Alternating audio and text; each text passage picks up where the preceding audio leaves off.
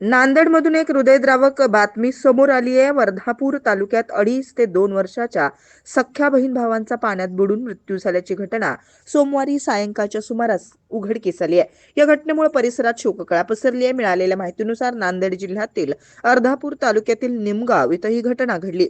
या गावात रामा मोहन राठोड यांचा मुलगा स्वस्तिक सचिन राठोड वय 2.5 वर्ष आणि दिवाळीसाठी आलेली मुलीची मुलगी श्रावणी विठ्ठल चव्हाण वय 2 वर्ष राहणार बेलखेड तालुका उमरखेड अशी मृत मुलांची नावं आहेत.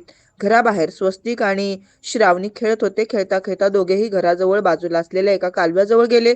तिथे तोल जाऊन दोघेही बुडाले. बराच वेळ झाला दोन्हीची मुरडे कुठं दिसत नसल्यामुळं सगळीकडे शोधाशोध सुरू केली, परंतु मुलं कुठेच सापडली नाहीत.